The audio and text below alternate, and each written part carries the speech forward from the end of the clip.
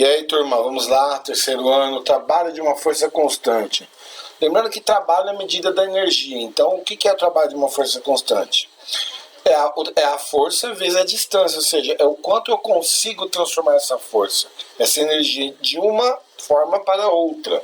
Então, no caso aqui, nós vamos usar a força vezes a distância vezes o cosseno do ângulo. Porque essa força a gente está supondo que ela esteja onde?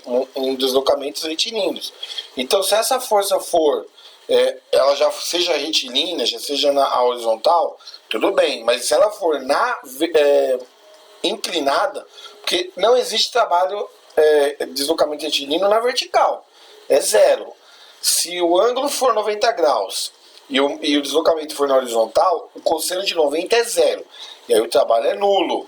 Mas se essa força for inclinada, a gente vai fazer o cosseno do ângulo dela devido à projeção desta força, entendeu? Então, é só fazer a força vezes a distância vezes o cosseno do ângulo.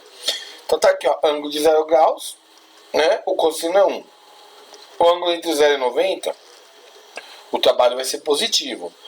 90 graus não vai ter trabalho. E entre 90 e 180 é o trabalho de resistência contra o movimento.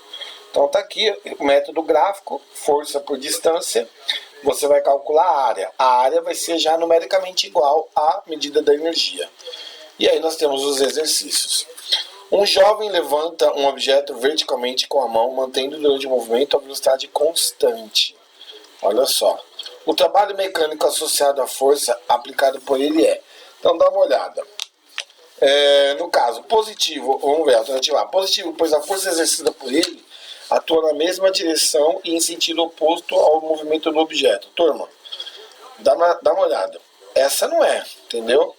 Ela não atua no sentido oposto, entendeu? Se você fizer aí a análise, ó, ele levanta o objeto verticalmente com a mão, mantendo, né, durante o movimento a velocidade constante. O positivo, pois a força exercida por ele atua na mesma direção e sentido do objeto. Então, esse sim, porque ele não falou, ele não deu nada a entender que seria um trabalho resistivo, tá? Esse 2 aqui, ó. Num pacote de farinha de trigo aparecem as seguintes informações nutricionais. Então nós vamos ver aqui, ó, valor energético, carboidrato, proteína, gordura, né, tudo. Aqui está a porção, né, em gramas, aqui está a porcentagem. Suponha que o estudante ingira alimentos contendo 2 porções dessa farinha e que no valor energético disponível, 25% possam ser transformados por seu organismo em trabalho muscular necessário para empurrar um móvel com velocidade constante e aplicando-lhe uma força de intensidade constante é igual a 40. Então ele já te deu a força, que é 40 newtons. Ele te deu também o ângulo.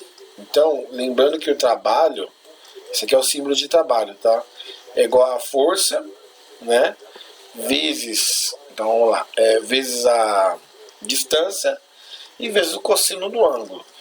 Aí ele quer o seguinte, formando um ângulo de 45 graus com horizontal. Isso faz com que o móvel possa ser empurrado por uma distância D. Turma, trabalho então é força vezes distância vezes o cosseno do ângulo. Então vamos lá.